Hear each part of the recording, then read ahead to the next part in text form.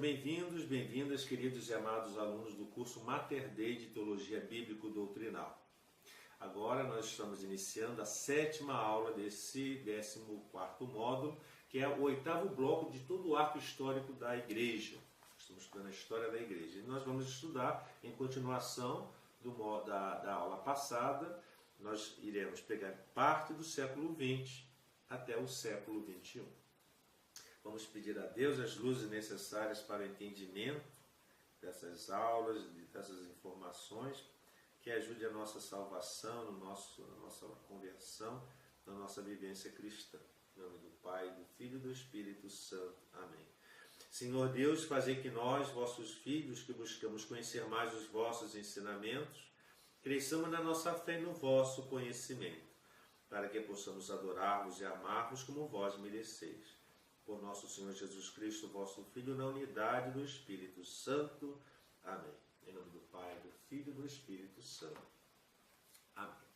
Então, retomando o gancho da aula anterior, nós vamos pegar agora os antecedentes históricos desse período do século, metade do século XIX, mas vamos voltar um pouquinho atrás, pegar alguns pontos que não foram colocados na aula anterior.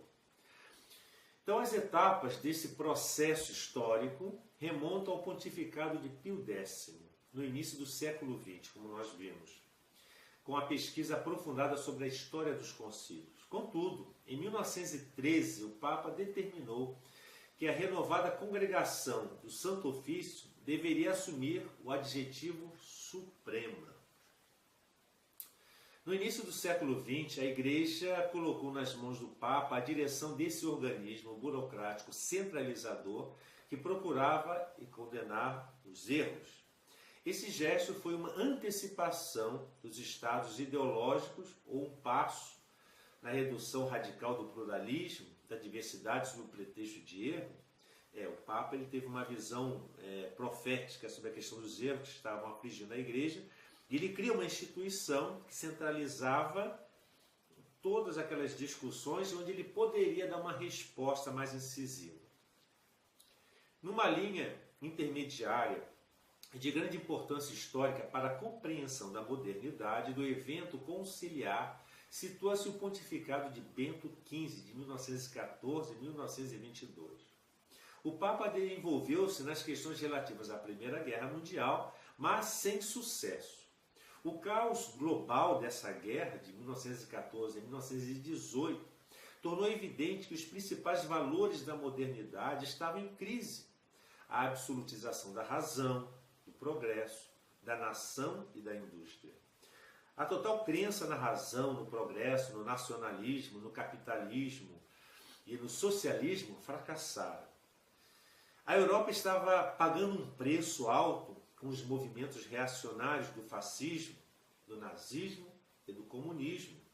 Esses movimentos realizavam de uma maneira moderna a raça e a classe. E seus líderes impediram uma ordem mundial nova e melhor.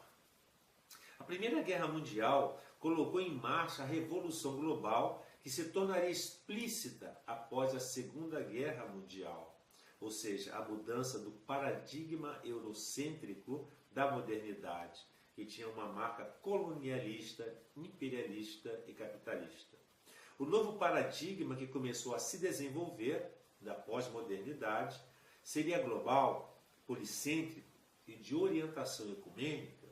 A Igreja Católica veio a reconhecer isso somente em parte e um pouco tarde. O sentido do pontificado de Pio XI, de 1922 a 1939, no entreguerras, entre a Primeira e a Segunda Guerra Mundial, precisa ser compreendido dentro dos acontecimentos políticos do seu tempo.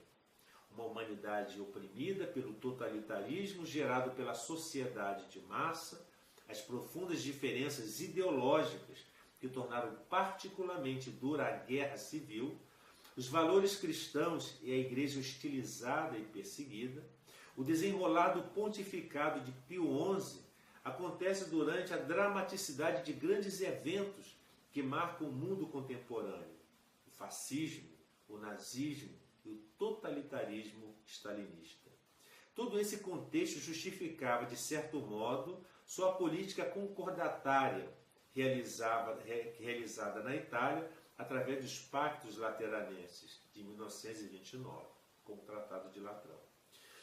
O desenvolvimento de suas atividades será explicitado através de suas encíclicas. A primeira de 1931, Non abbiamo bisogno, não temos necessidade. Em 1931, 40º ano, comemorando os 40 anos da encíclica de Leão XIII. E Mit brennender Sorge, que foi escrito em alemão em 1937, e a Divine Redemptoris, em 1937. O Papa Pio XI governou a Igreja de uma maneira que o reino de Deus fosse propagado através dos leigos da ação católica. O grupo deveria ser um braço continuador da hierarquia. O movimento de leigos está na base da preparação do Concílio Vaticano II. Apesar dessa intenção inicial, os leigos da ação católica levaram os colegiais, o JEC, Juventude Estudantil Católica, os universitários, a JUC, a Juventude Universitária Católica, os operários, a JOC, Juventude Operária Católica, a Ação Católica Operária, e os jovens do campo, JAC, Juventude Agrícola Católica, e pessoas dos meios independentes, a JIC, a Juventude Independente Católica, a inserirem-se nos seus ambientes específicos, a tal ponto que eles trouxeram para dentro da Igreja toda a problemática e reflexão moderna e de seus meios. Essa atuação do laicato no mundo, seu engajamento, assumindo compromissos políticos, levou a uma maior participação dentro da Igreja, requerendo uma maior formação espiritual e teológica. Foi nesse contexto que o laicato defrontou-se com os problemas da modernidade. É evidente que em 1962, no início do concílio, a modernidade frequentava diversos ambientes da Igreja. Grandes pensadores como Yves Congar, Jacques Maritain e Mounier desenvolveram reflexões teológicas e teóricas sobre a presença do leigo cristão na Igreja e no mundo. Toda essa mentalidade estava caracterizada pelos sinais da modernidade. O Papa Pio XI também encorajou o clero autóctone nessas missões. Numa encíclica antiecumênica, explicou longamente por que os católicos foram proibidos de participar da Grande Conferência de Lausanne, realizada pela organização Fé e Ordem, uma predecessora do Concílio Mundial de Igrejas, em 1929. Em 1930, ele lança o documento Casti Connubii, que colocará a Igreja a caminho do controle da natalidade. Diante das medidas racistas baixadas na Itália em junho de 1938 e também do agravamento do problema judaico na Alemanha, Pio XI confiou ao jesuíta americano John Lafarge a tarefa de preparar um texto sobre a unidade do gênero humano. Qual era o objetivo? O objetivo do texto era condenar, em especial, o racismo e o antissemitismo. O esboço do texto chegou às mãos do Papa somente no final de 1938. O Papa estava doente e em seguida morreria. A encíclica jamais foi publicada. Seu sucessor, Pio XII, fez ressurgir o projeto de uma civilização cristã. Eugênio Pacelli, que era o Papa Pio XII, que havia sido núncio em Munique, teve um pontificado de extremos. Foi acolhido de maneira entusiástica, mas depois da sua morte houve um sensível esfriamento em relação à sua pessoa. Isso se explica pelo notável contraste entre a sua figura e orientação e as do seu sucessor, João XXIII, que foi considerado o Papa do século. Pio XII representava a encarnação do papado em toda a sua dignidade e superioridade. Herdara de seu sucessor uma igreja fortemente centralizada. As atividades deste Papa foram tendo um outro tom mais adiante, principalmente de suas relações com a Alemanha e com o nazismo. Seus textos e pronunciamentos levam à análise de que seu pontificado foi uma procura de propostas alternativas aos regimes totalitários. O magistério de Pio XII poderá ser compreendido através de suas mensagens, discursos e encíclicas. Nenhum documento retratou a questão social. Seu pontificado pode ser considerado como o último da era antimoderna. Teve diversos aspectos autoritários durante seu pontificado. Rejeitou as doutrinas evolucionalistas, existencialistas, historicistas e suas intervenções na teologia católica foram de grande relevância, como as censuras feitas a Maritain, Congar, Cheny, Delubac, Max Solari, Milani e aos padres operários franceses. E a situação mundial? Bem, e até em muitos aspectos no interior da igreja respirava um ar desejoso de novidades.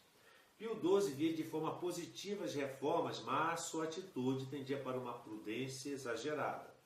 Tinha profunda intuição das mudanças radicais que se anunciavam no mundo e da necessidade por parte da igreja de não perder o contato vital com essa realidade. No entanto, a sua extrema prudência, transparente em seus atos, não era apenas devido ao seu caráter e formação. Levando-se em conta o ambiente conservador da Cúria Romana e das circunstâncias históricas, pode-se ter um quadro amplo das atitudes desse Papa.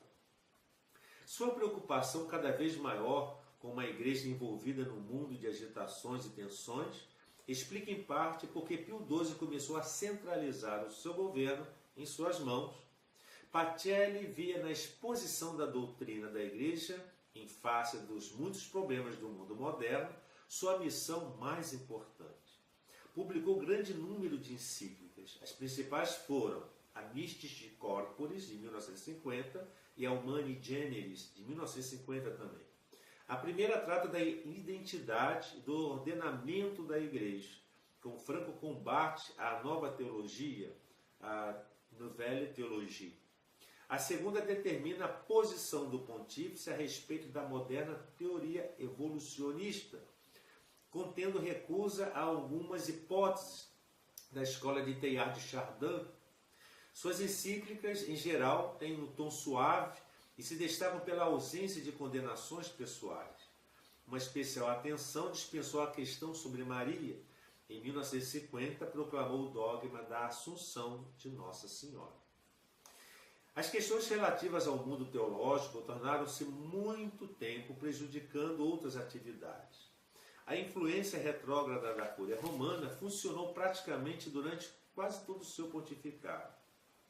Exemplo disso é o caso dos padres operários franceses, que foi uma experiência interrompida por Roma. Outro fato foi a proibição de lecionar e publicar impostos aos teólogos de renome, já citados. Estes que teriam um papel importante no Concílio Vaticano II. O livro de Chardin, O Fenômeno Humano, acabou impresso numa editora não católica. Esses e outros casos idênticos pareciam justificar a queixa frequentemente ouvida, que de dentro da própria igreja existia uma opressão espiritual. A crise já estava estabelecida e era desejo do Papa convocar o concílio. Discretamente foram realizados os primeiros preparativos, mas seu estado de saúde cada vez mais precário impossibilitou a continuação dos planos. A tendência tridentina foi tornando-se cada vez mais minoria. E dentro do processo histórico que foi sendo gestado, vêm sendo colocados os pilares do diálogo com a modernidade. Esse diálogo terá seu evento maior no Concílio Vaticano II, Concílio da Modernidade, o qual teve a arte de reconciliar a Igreja Católica com o mundo moderno. Os movimentos bíblico e litúrgico dominaram as décadas de 1920 e 1930 e inspiraram a consciência crescente do final da década de 1930 e de toda a década de 40. A exegese bíblica que ficara para trás em relação à ciência bíblica protestante aprendeu desta última o aproveitamento das ciências auxiliares, como, por exemplo, a linguística, a arqueologia e a ciência comparada das religiões. Outro fator importante foi o reencontro com os santos padres e o estudo da história eclesiástica, que beneficiaram a dogmática e o movimento litúrgico.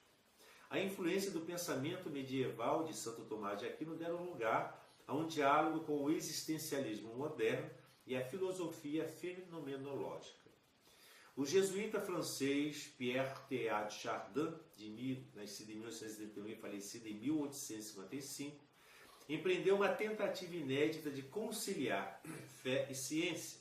Sua visão evolucionista do mundo e da humanidade inspirou uma nova e mais ampla inteligibilidade da existência humana, também em sua dimensão religiosa.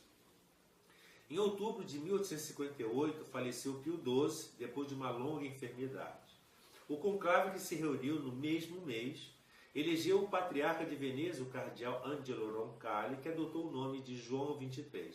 Seu reinado foi de 1958 a 1963. Sua eleição foi recebida com grande surpresa. Para o grande público, Roncalli era um desconhecido. Sua eleição parecia ser mais uma daquelas de simples transição, pois o cardeal já tinha 77 anos. Não se havia destacado nos cargos que havia ocupado, dentre eles o de núncio na Bulgária e na França, nem em outro campo eclesiástico. Havia uma certa decepção com o nome anunciado depois da eleição. Poder-se esperar dele abertura às necessidades do mundo moderno? Até fisicamente diferenciava-se de seu antecessor, pois era de corporalidade volumosa e estatura pequena. É evidente que nessas circunstâncias os boatos começaram a correr. Alguns afirmavam que o conclave o havia escolhido porque não havia entrado em acordo sobre outro candidato mais qualificado. Teria sido uma aliança entre cardeais, conservadores e progressistas? Tendo em conta a sua idade avançada e seu anonimato, tudo levava a pensar que sua eleição era uma ideia inaceitável. Logo vieram as surpresas, não só pela sua jovialidade e simpatia, muito diferente de Pio XII, mas por seu projeto, convocar um concílio. 3 meses depois de ocupar a cátedra de São Pedro, em janeiro de 1959, após uma missa por intenção da unidade de todos os cristãos, celebrada na Basílica de São Pedro, de São Paulo, extramuros, revelou sua intenção em iniciar durante o seu pontificado uma ampla reforma da Igreja por meio de um concílio ecumênico.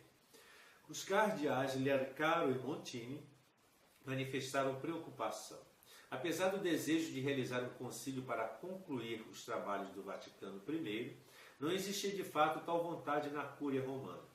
A Cúria sempre pensou que a direção da Igreja estava na própria Cúria e em boas mãos. Sendo assim, uma Assembleia Internacional com membros do Episcopado de todos os recantos causaria mais confusão do que vantagens. Esse fato ilustra bem a vitalidade espiritual que ele quiser no seu contexto e na revolução que seria o Concílio Vaticano II. Não é inverossímil que ele quisesse uma reforma do sistema, mas não pensava que fosse marcar o fim de uma época. Contudo, a história iria em direção diferente, e suas forças superaram as intenções de Roncalli. Em várias ocasiões, o Papa explicou suas motivações de convocar o concílio. Era necessário limpar a atmosfera de mal-entendidos, de desconfiança e de inimizade que durante séculos tinha obscurecido o diálogo entre a Igreja Católica e as outras igrejas cristãs. A mais importante contribuição por parte da Igreja para a unidade e a tarefa essencial do concílio seria um programa mencionado por João XXIII, o Aggiornamento. Uma atualização da Igreja, uma inserção no mundo moderno, onde o cristianismo deveria se fazer presente e atuante. O ponto fundamental de seus discursos estava na explicação clara das falhas da Igreja e na insistência da necessidade de mudanças profundas.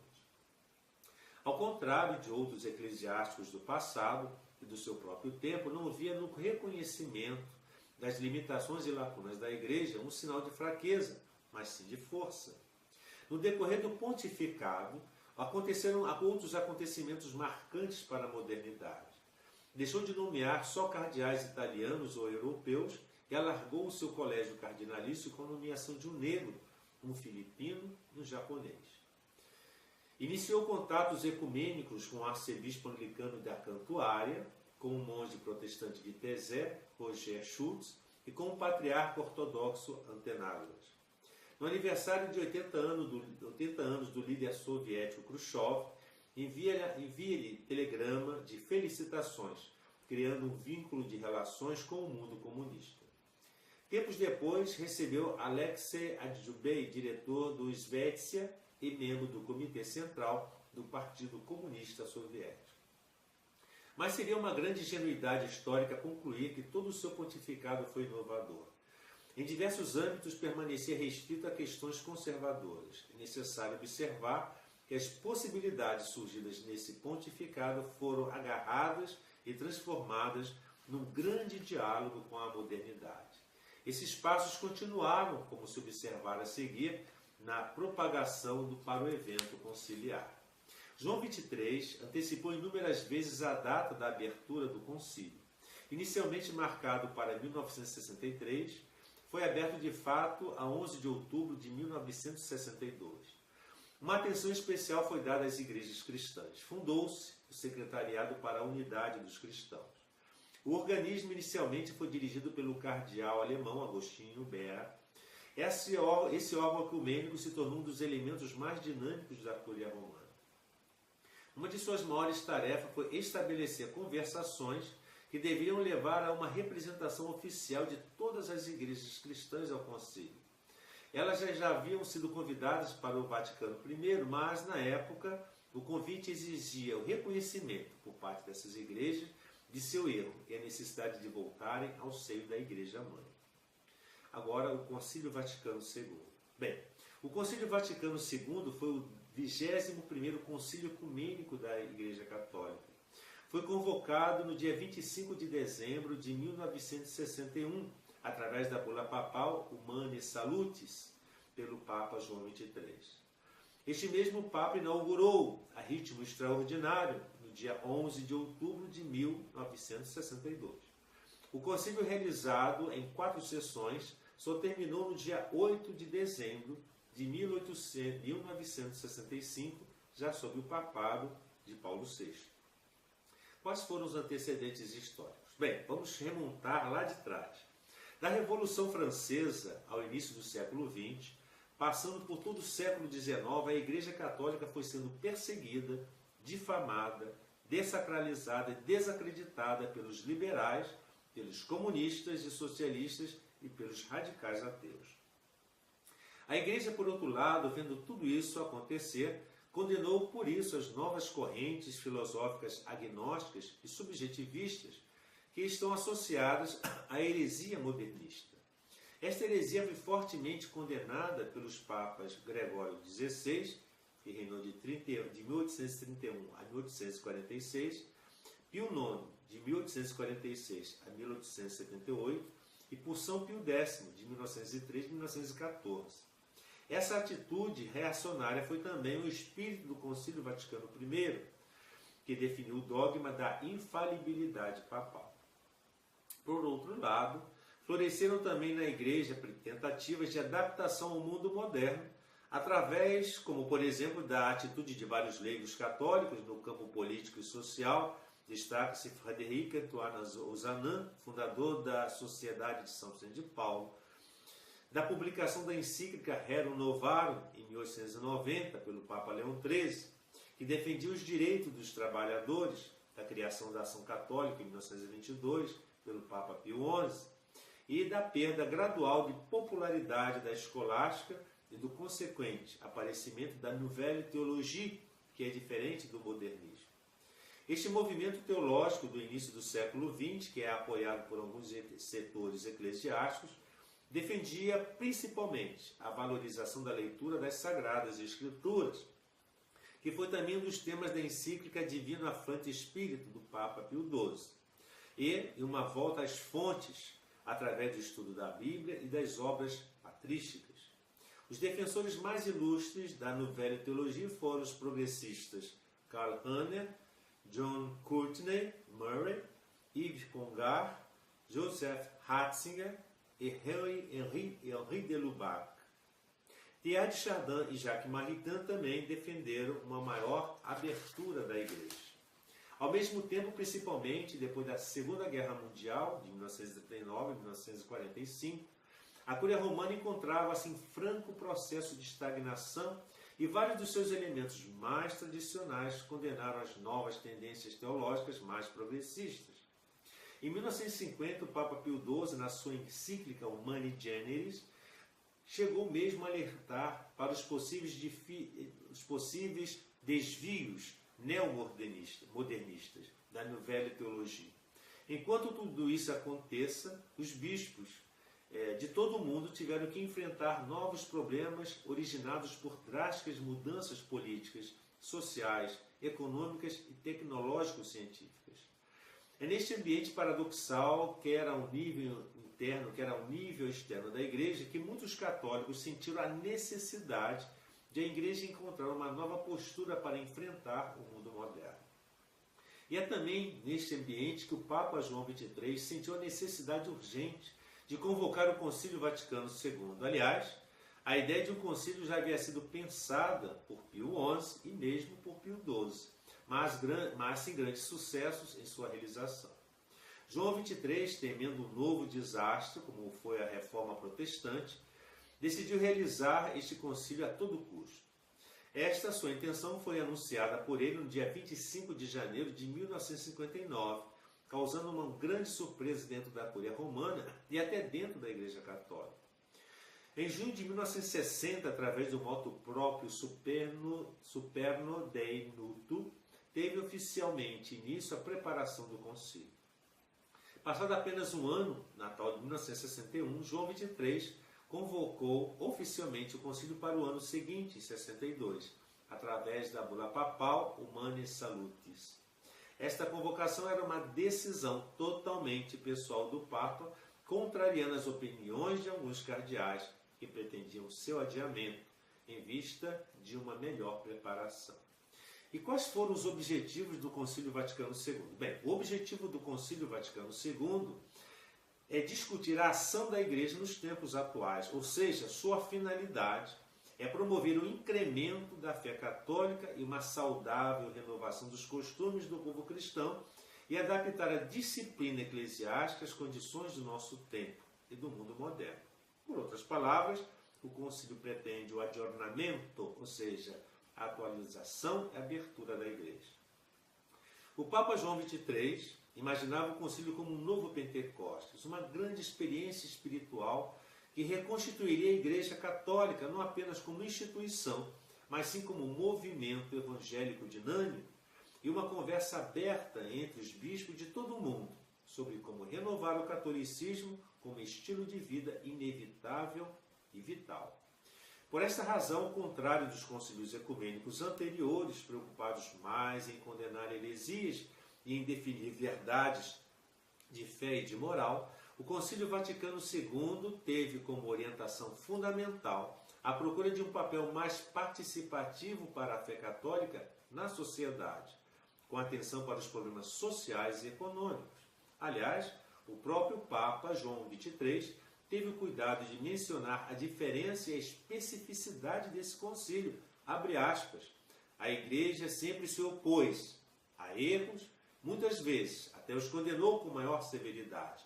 Agora, porém, a esposa de Cristo prefere usar mais o remédio da misericórdia que o da severidade. Julga satisfazer melhor as necessidades de hoje, mostrando a validez da sua doutrina, do que renovando condenações. Fecham aspas. Logo, o concílio não visava condenar heresias nem proclamar nenhum dogma novo. O concílio apenas queria dar uma nova orientação pastoral à Igreja e uma nova forma de apresentar e explicar os dogmas católicos ao mundo moderno, mas sempre fiel à tradição. O próprio Papa João XXIII afirmou que o que mais importa ao concílio ecumênico é o seguinte: que o depósito sagrado da doutrina cristã seja guardado e ensinado de forma mais eficaz. Para satisfazer esta sua intenção, o Papa queria ardentemente que a Igreja mudasse de mentalidade para poder melhor enfrentar e acompanhar as transformações do mundo moderno. Pelas palavras da Constituição Sacrosanctum Concilium, abre aspas, o concílio propõe-se a fomentar a vida cristã entre os fiéis, adaptar melhor as necessidades do nosso tempo às instituições suscetíveis de mudança, promover tudo o que pode ajudar a união de todos os crentes em Cristo e fortalecer o que pode contribuir para chamar a todos aos seios da igreja. Fecham aspas. E quais foram os fatos importantes desse período? Bem, no dia 11 de outubro de 1962, o Concílio Vaticano II, idealizado pelo Papa João XXIII, teve seus trabalhos oficialmente inaugurados, contando com a presença de 2.540 padres conciliares ou prelados, número este inédito na história da Igreja. 1.060 desses prelados eram europeus, dos quais 423 italianos, 144 franceses, 87 espanhóis, 59 poloneses, 29 portugueses, 408 asiáticos, 351 africanos, 416 da América do Norte, 620 da América Latina e 74 da Oceania. Mas mesmo assim estavam ainda ausentes do concílio muitos bispos de dioceses que viviam sob regimes autoritários, na sua maioria de ideologia comunista. O número de participantes variou muito de acordo com as sessões, nunca, porém, estando abaixo de 80% do total de padres conciliares. Pela primeira vez na história, os peritos foram ouvidos na elaboração dos textos conciliares, trazendo consigo uma imensa riqueza de tradições e culturas. Estes peritos, que não tinham direito a voto, não são também chamados de consultores teológicos, que tinham uma grande influência no concílio. Várias dezenas de observadores protestantes e ortodoxos também foram convidados e estiveram presentes nas 4 sessões do concílio. De acordo com Giacomo Martina, os padres conciliares se organizavam em torno de 2 alas, conservadora e uma progressista, sendo que os progressistas contam com cerca de 90% dos votos. A minoria conservadora era essencialmente constituída pela velha guarda italiana, Ottaviani, Ruffini, Siri, por Marcel Lefebvre, por um grupo de espanhóis, entre os quais o cardeal Larraona, e por vários latino-americanos, representantes de escolas teológicas de certo prestígio, especialmente na Espanha. A maioria progressista era essencialmente constituída por um grupo da Europa Central e do Norte, a que pertenciam os cardeais Frings, Doffner, Alfrim, Koning, Siemens, Leniart e Baer. Por Montini, por Leger, pelo patriarca Melquita Maximus IV, pelos bispos africanos e asiáticos e por uma grande maioria de bispos latino-americanos e dos Estados Unidos. Mas, mesmo assim, os progressistas tiveram que, por diversas vezes, fazer várias concessões aos conservadores, tornando por isso os documentos conciliares menos radicais. E quais foram os resultados do concílio? Bem, entre várias decisões conciliares, destacam-se as renovações na Constituição e na pastoral da Igreja, que passou a ser mais alicerçada na igual dignidade de todos os fiéis e a ser mais virada e aberta para o mundo. Além disso, reformou-se também a liturgia, onde a missa de rito romano foi simplificada e passou a ser celebrada em língua vernácula. Foi clarificada a relação entre a revelação divina e a tradição, e foi também impulsionada a liberdade religiosa, uma nova abordagem ao mundo moderno, o ecumenismo, uma relação de tolerância com os não-cristãos e o apostolado dos leigos. O Concílio Vaticano II não proclamou nenhum dogma, mas as suas orientações doutrinais, pastorais e práticas são de extrema importância para a Igreja atual. Quais foram os documentos do Concílio Vaticano II? Bem, como resultado das reflexões orantes e trabalhos diversos durante todos os 3 anos seguidos do concílio, temos um compêndio de documentos que tratam dos assuntos mais importantes ali suscitados. Esses documentos, de acordo com a sua importância e temática, são classificados como constituições, declarações e decretos. As constituições apostólicas são as de maior importância e tratam de assuntos fundamentais da nossa fé. Elas podem ser constituições dogmáticas ou constituições disciplinares, também conhecidas como pastorais e conciliares. Quanto às dogmáticas, tratam dos dogmas fundamentais da nossa fé. As disciplinares dizem respeito às determinações canônicas oficiais da Igreja. O Concílio Vaticano II produziu 2 constituições dogmáticas, a Dei Verbo, sobre a revelação divina, e a Lumen Gentium sobre a Igreja. Também presenteou-nos com duas encíclicas, presenteou-nos com duas constituições pastorais conciliares. A Sacrosanto Concílio, sobre a Sagrada Liturgia da Igreja, e a Gaudium et Spes, sobre a Igreja no mundo atual. As declarações, como o nome já nos diz, apresentam declarações advindas de autoridades eclesiásticas. As produzidas pelo concílio foram 3 declarações. Gravissimo Educationis, sobre a educação católica, a Nostra Aetate, sobre a igreja e as religiões não cristãs, e a Dignitatis Humanis, sobre a liberdade religiosa. Os decretos não diferem muito da compreensão que já temos a partir do direito civil. Tratam-se de declarações que determinam o cumprimento de decisões de uma autoridade. As autoridades hierárquicas da Igreja, ou seja, o Papa, os bispos, padres e diáconos, podem criar decretos dentro dos seus limites de autoridade a respeito de determinado assunto.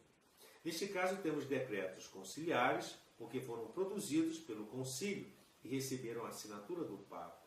São 9 decretos do Vaticano II, Ad Gentes, sobre a atividade missionária da Igreja, a Presbyterorum Ordinis, sobre o ministério e a vida dos sacerdotes, a Apostolicam Actuositatem, sobre o apostolado dos leigos, a Optatum Totius, sobre a formação sacerdotal, a Perfecte Caritatis, sobre a conveniente renovação da vida religiosa, a Christus Dominus, sobre o munus pastoral dos bispos na Igreja, a Unitatis Redintegratio, sobre o ecumenismo, e a Orientalium Ecclesiarum, sobre as igrejas orientais católicas, e a Intermirifica, sobre os meios de comunicação social.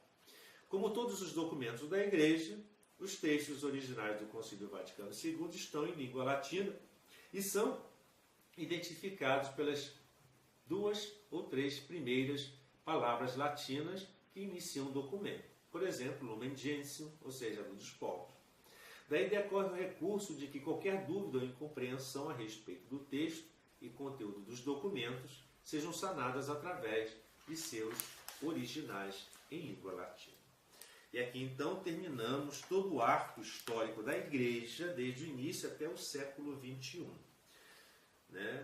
Mas nós vamos complementar o século XXI na próxima e última aula desse módulo 14, sobre a história da Igreja no Brasil. Nós vamos pegar os primórdios da história da Igreja no Brasil, no período considerado colonial, na época do Império e no tempo atual, tempo contemporâneo. Que o Senhor nos abençoe, guarde-nos de todo mal e nos conduza à vida eterna.